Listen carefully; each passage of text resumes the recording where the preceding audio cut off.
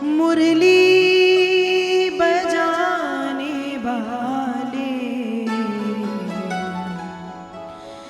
गिरिवर उठाने वाले, मैं दास हूँ तुम्हारा,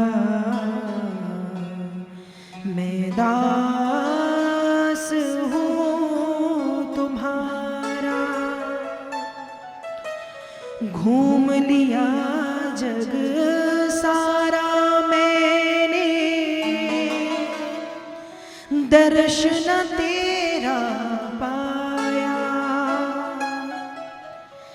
जब मन को एकाग्र किया तो तू दिल बीच समाया। हृदय में रहने वाले राधा रमण हमारे, मैं दास हूँ तुम्हारा, मैं दास हूँ तुम्हारा। भगत वजामिल गणिका तारी, मुझको क्यों ठुकराया। दीन बंधु भव तारण प्रभु जी, नाम तुम्हारा गाया। सर्वत्र रहने वाले बाके बिहारी हमारे, मैं दास हूँ तुम्हारा, मैं दास हूँ तुम्हारा। परीक्षित ने ये स्वरूप बताया, और जब परीक्षित का ध्यान संपन्न हुआ, वो तक्षक जाति का काला नाग अपने विस्पूर्ण होठों के कोनों को चाटता, अपनी जीभ लपलपाता फुसकारता हुआ आया। कुछ फूल रखे थे, फूलों के भीतर प्रवेश कर गया। परीक्षित ने जैसे ही भगवान का ध्यान किया, उस तक्षक जाति के काले नाग ने परीक्षित को डस दिया, और उसके डसते ही ब्रह्मभूतस्य राजरसे देहो ही गरलाग्निना बभूव भस्मसात सद्यः पश्यताम सर्वदेहिनाम। उसके डसते ही सम्राट कर्मयोगी परीक्षित जल करके भस्म हो गए, और परीक्षित को लेने के लिए भगवान के पार्षद विमान लेकर के आए, और उस विमान में बैठ करके सम्राट कर्मयोगी परीक्षित भगवत धाम के लिए प्रस्थान करते हैं। 7 दिनों तक जब सम्राट कर्मयोगी परीक्षित ने श्रीमद् भागवत की कथा सुनी, परीक्षित का उद्धार हुआ। विगत 7 दिनों से भी विगत 7 दिनों से आप सब भी भगवान के इस पावन चरित्र को श्रवण कर रहे हैं। देखिए, हरि अनंत, हरि कथा अनंता। भगवान की कथा का कभी अंत नहीं होता। और दूसरी बात, श्रीमद् भागवत की कथा तो इतनी विशाल है, कहते हैं विद्यावताम भागवते परीक्षा। यदि किसी विद्वान की परीक्षा लेनी है तो भागवत में अच्छे अच्छे विद्वानों की भी परीक्षा हो जाती है। तो भागवत का एक श्लोक मतलब एक समुद्र की गहराई को पाना और उसको पार करना। तो यहाँ 3 घंटे प्रवचन के माध्यम से तो भागवत की कथा पूरी नहीं हो सकती। इसलिए यहाँ प्रवचन के माध्यम से केवल आपको कुछ मुख्य प्रसंगों को श्रवण कराया जाता है। तो फिर भागवत की कथा पूरी कैसे होती है? इसके लिए बनाया अनुष्ठान। जो घर पे कथा सुनते हैं वहाँ अनुष्ठान होता है, वहाँ प्रधान पीठ की स्थापना, नवग्रहों की स्थापना, चतुष्षष्ठी योगिनी की स्थापना, क्षेत्रपाल देवता की स्थापना की जाती है, जवारों की स्थापना की जाती है, देवी देवताओं का आवाहन होता है और वहाँ पंडित जी जनों के द्वारा भागवत जी के श्लोकों का पाठ किया जाता है। तो वहाँ पर अनुष्ठान विभाग में 18,000 श्लोकों का पाठ होता है, भागवत पूर्ण होती है। यहाँ पर प्रवचन के माध्यम से आपको कुछ मुख्य प्रसंग श्रवण कराए जाते हैं। तो हरि अनंत, हरि कथा अनंता। आज कथा का विराम है, कथा पूर्ण नहीं होती, कथा का विराम ही होता है, क्योंकि भगवान की कथा पूर्ण करने का सामर्थ्य किसमें है?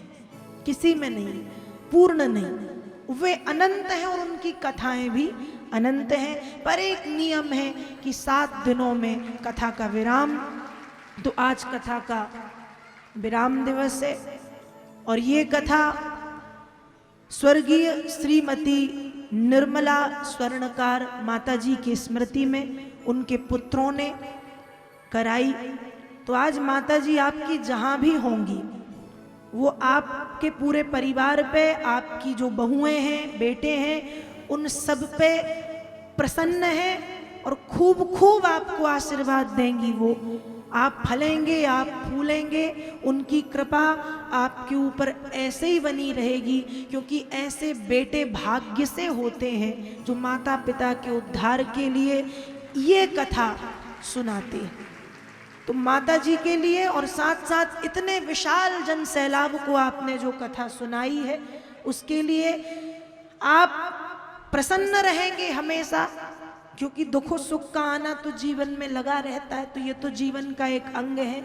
लेकिन पितृ जो कृपा है, कहते हैं ना माता पिता की कृपा, माता पिता जब जीवित हैं तब तो कृपा करते ही हैं, यदि वे मृत्यु हो गई है उनकी तो वहाँ से आशीर्वाद देते हैं। तो आज उनका आशीर्वाद आपको प्राप्त हो रहा होगा। आप दोनों भाई, आपके पिताजी और आपके परिवार के सभी सदस्य जो भी हैं, आपके भाई हैं, चाचा जी हैं, उनके बेटे हैं, बहुएं हैं, सब बहुत खुश रहें।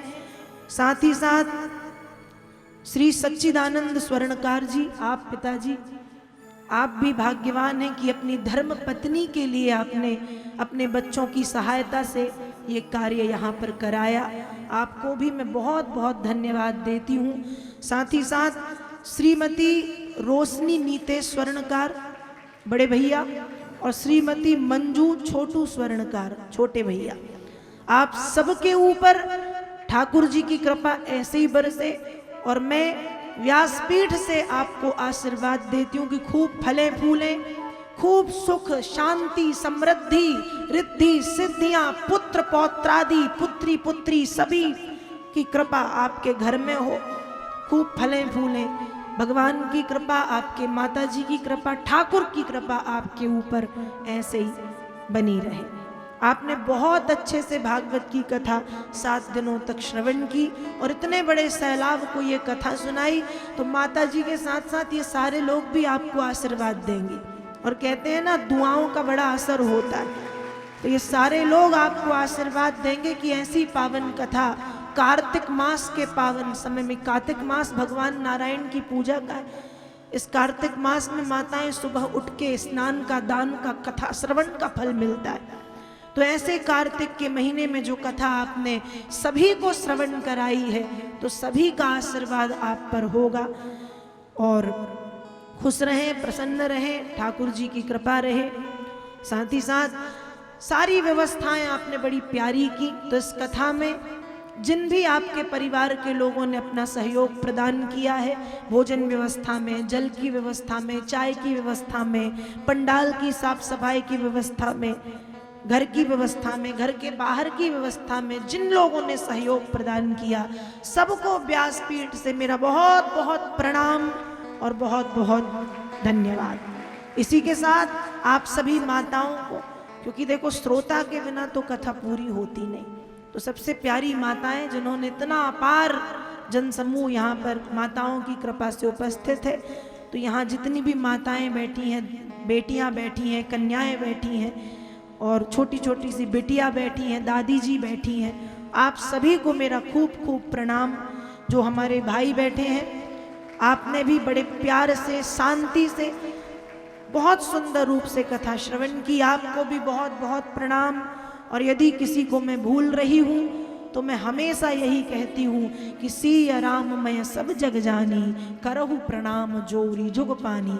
आप सभी को प्रणाम, आप सभी में सीताराम का दर्शन करते हुए बहुत बहुत प्रणाम। खुश रहें, प्रसन्न रहें, मस्त रहें, स्वस्थ रहें, व्यस्त रहें और थोड़ा थोड़ा सा क्या करते रहें, बोलो जल्दी, जोर से बोलो, थोड़ा थोड़ा भजन करते रहें। क्या करें? भजन करते रहें, क्योंकि जीवन में भजन का ही सार है। खूब खुश रहें। और आज कथा के विराम दिवस के दिन मैं हमेशा हर जगह यही कहती हूँ और यहाँ भी यही कहूँगी कि सितारों को आंखों में महफूज रखना, बहुत देर तक रात ही रात होगी। सितारों को आंखों में महफूज रखना, बहुत देर तक रात ही रात होगी। मुसाफिर हैं हम भी, मुसाफिर हो तुम भी, किसी मोड़ पर फिर मुलाकात होगी, किसी मोड़ पर फिर मुलाकात होगी। फिर किसी राम कथा और कृष्ण कथा के मंच के माध्यम से पुनः आपसे मिलूंगी, आपको भगवत कथा सुनाऊंगी। तो भैया खुश रहो, प्रसन्न रहो, सर्वे भवन्तु सुखिना, सर्वे सन्तु निरामया, सर्वे भद्राणि पश्यन्तु माँ कश्चित् दुख भाग भवेत्। सब स्वस्थ रहें, प्रसन्न रहें, मस्त रहें, व्यस्त रहें, भजन करते रहें और मेरे हनुमान जी महाराज की कृपा ऐसे ही आपके ऊपर बनी रहे, राधा वल्लभ की कृपा बनी रहे। आप सभी ऐसे ही थोड़ा थोड़ा भजन में अपने मन को लगाए रहें।